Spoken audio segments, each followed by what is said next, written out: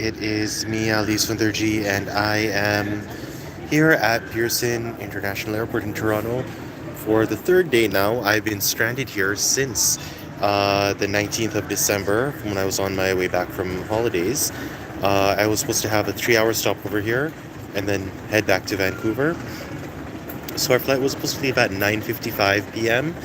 It kept getting delayed, so first to 10:55 and then to after 10:55 I think was 12:55, then 1:55, finally 2:55. So at around 2:30 we boarded the plane and we took off and we landed again. And I took my medications right before we boarded the plane. So as soon as I sat down, I fell asleep. And when we were getting off the plane, I didn't know we were still in Toronto, so I thought we were in Vancouver. And I got off the plane and I noticed that this doesn't look like Vancouver Airport, and I asked the lady where we are. She said we're in Toronto, and I said no, but we left. I remember feeling the plane take off. She said yeah, it took off and it landed again. And I said, well, I'm effectively sleepwalking right now because I've taken my medication and I need a place to lay down right away because it's not safe, basically. And she said, okay, sir, well, let me help you down to the ground. And she um, held my hand and helped me lay down on the floor right there at the gates in the airport. And she said to me that within 3 hours, you'll get an email from WestJet saying when your new flight will be, because that flight was effectively cancelled.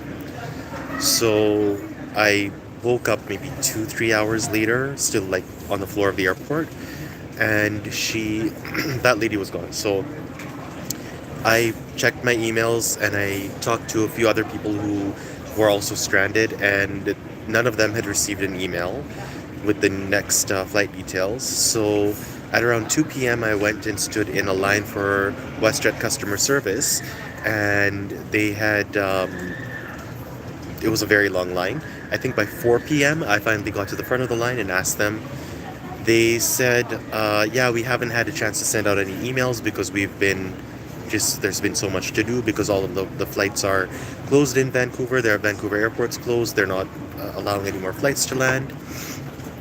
So she said, she'll try to find me something. What she could find me was leaving the following morning, so which would have been this morning at I think 6 a.m. and arriving, or 5 a.m. and arriving in Calgary, and then leaving Calgary today at 5 p.m. and arriving in Vancouver by before 7 o'clock, which was okay. I'd spend the whole day in Calgary airport, but whatever. And so then I said, okay, well, can you get me a place to stay because I don't want to sleep on the airport floor again. She said, no, we're not responsible for that because this is a weather thing. It's not an airline thing. So you can book it and try to claim it through your travel insurance. So I ended up booking at Sandman, and then I took an Uber, went to our place of worship, and when I was there, I attended a Ginan class by a close family friend, Gulamasi, and we learned a nice perpatio. And in the place of worship, surprisingly, I met my aunt who lives about an hour away from this part of Toronto, but she had come to meet some people there, and it was a very nice surprise to see Rumina.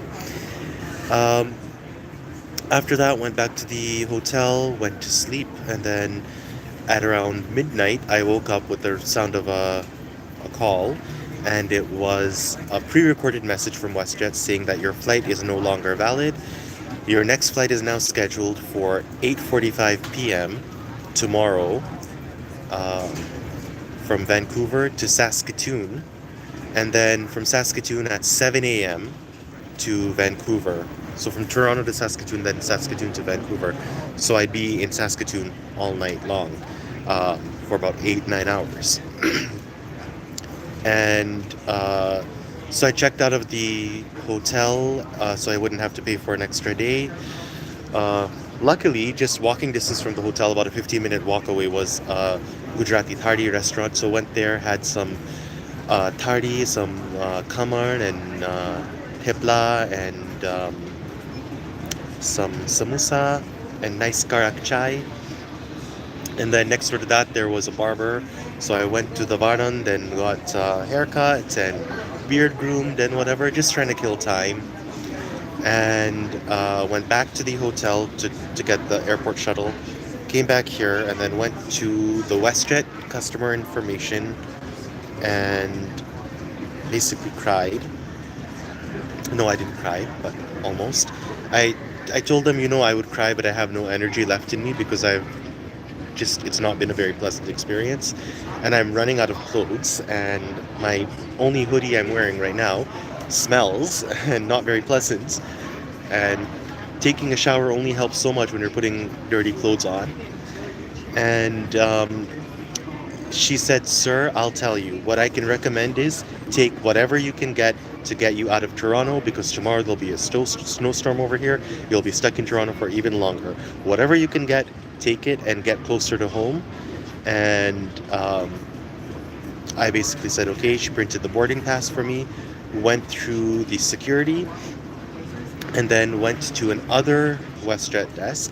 And I explained to this guy what happened, and I said, and the lady helped me lay down on the floor. I basically like, look how muke, but me sumaira airport me and terminal minjara, and he felt bad for me, and so what he said is that there is a flight leaving Toronto to Vancouver directly at 7 something p.m.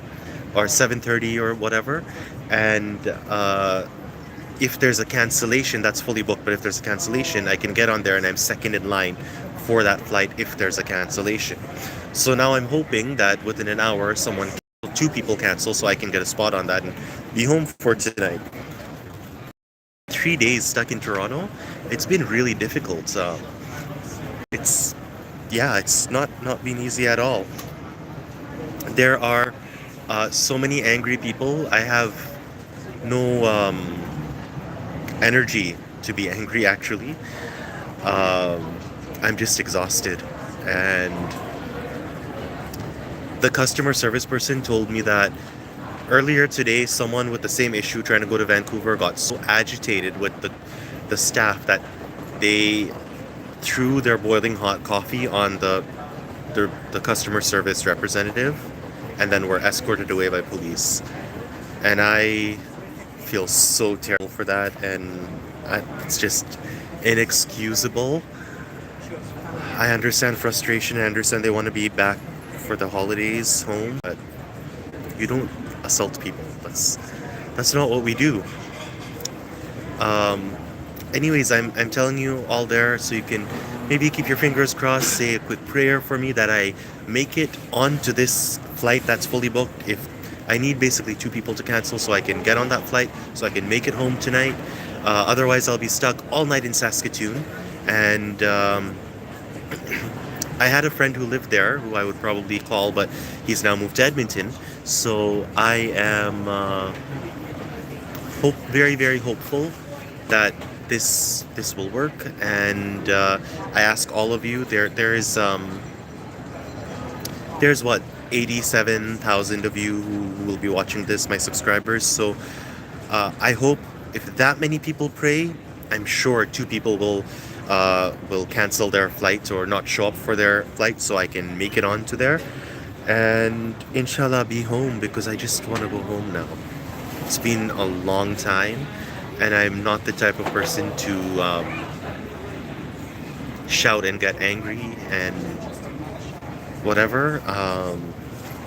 So I ask you all, pray that I get home as soon as I can because I'm just exhausted of being in the airport, in and out, in and out, in and out.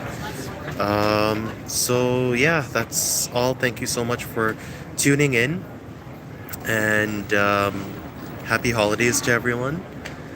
And inshallah, I'll talk to you when I'm home.